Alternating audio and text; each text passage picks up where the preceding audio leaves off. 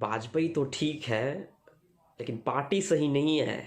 जी हाँ, अटल बिहारी वाजपेयी भारतीय राजनीति का वो चेहरा, वो सितारा, वो ध्रुव तारा जो सिर्फ हिंदुस्तान की राजनीति नहीं, विश्व की राजनीति में सदैव अटल रहेंगे। किसी परिचय और प्रमाण की आवश्यकता नहीं है उस शख्स को, जिस शख्स की शख्सियत अपने आप में बेमिसाल है। अगर आप हिंदी भाषी क्षेत्र से हैं और हिंदी बोलने में आपको शर्म आती है, तो पूर्व प्रधानमंत्री श्रद्धेय अटल बिहारी वाजपेयी जी से बड़ी सीख लेने की ज़रूरत है। अगर हिंदी को अंतर्राष्ट्रीय स्तर पर प्रचारित और प्रसारित करने का काम किसी ने किया तो वो अटल बिहारी वाजपेयी।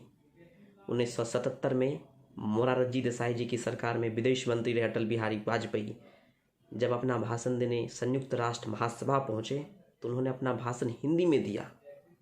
भाषण अंग्रेजी में लिखा हुआ था, चाहते तो वाजपेयी जी बोल भी देते, लेकिन उन्होंने हिंदी में कहा भाषण। ये पहली बार ऐसा हो रहा था कि अंतर्राष्ट्रीय स्तर पर हिंदी की गूंज सुनने को मिली। उस सदन में आए हुए जितने भी सदस्य थे, भाषण खत्म होने के बाद सभी ने वाजपेयी के साथ हिंदी की खूब तारीफ की। खुद उनके गांव में बलरामपुर में लोग इतने खुश थे कि 3 दिन तक होली और दिवाली मनाते रहे।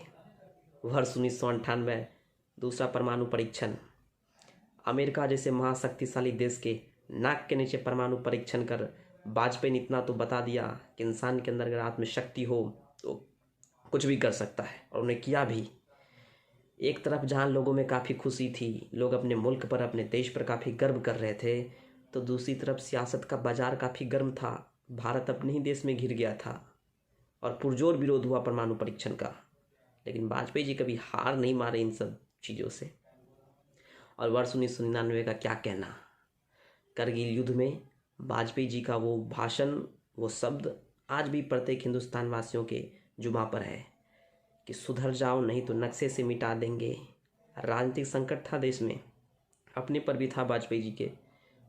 उन सब को देखते हुए सियासी फायदा अपने उन्होंने नहीं लिया और 3 दिन तक कश्मीर में डटे रहे, सेना का हौसला अफजाई किया, और उसके बाद क्या हुआ वो बताने की आवश्यकता नहीं है।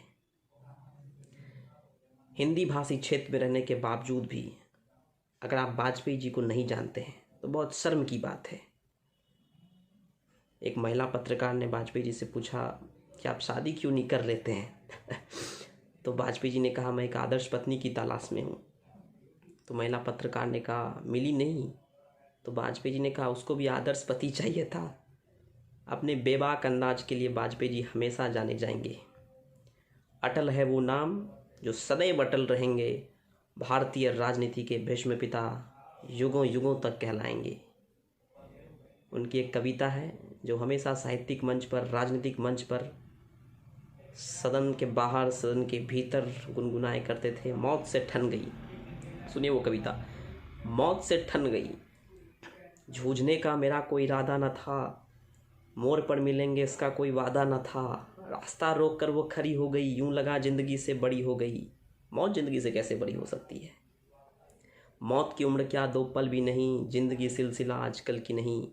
मैं जी भर जिया मैं मन से मरूं, लौट के आऊँगा खुद से क्यों डरूं।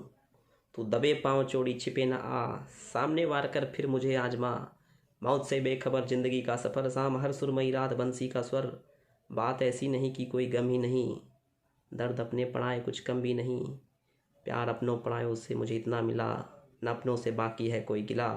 हर चुनौती से 2 हाथ मैंने किए, आंधियों में जलाए हैं बुझते दिए। भारत में बहुत प्रधानमंत्री हुए, लेकिन जो सम्मान, जो प्यार अपनों पड़ायों से वाजपेयी जी को मिला वो अन्य किसी को नहीं। और यही कारण है कि सियासत के गलियारों में उनके आलोचक से ज़्यादा प्रशंसक हैं। आज उनकी जयंती है, इस जयंती के अवसर पर उन्हें मेरा सादर प्रणाम। धन्यवाद। जब मैं राजनीति में आया मैंने कभी सोचा भी नहीं था कि मैं एमपी बनूं। सत्ता का खेल तो चलेगा, सरकारें आएंगी जाएंगी, पार्टियां बनेगी बिगड़ेंगी, मगर ये देश रहना चाहिए, इस देश का लोकतंत्र अमर रहना चाहिए।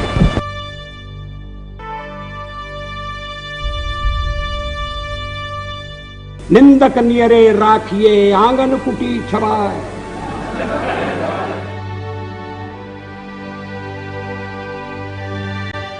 13 महीने में हमने ऐसी रेखाएं खींची हैं जो काल के कपाल पर अमिट रहेंगी।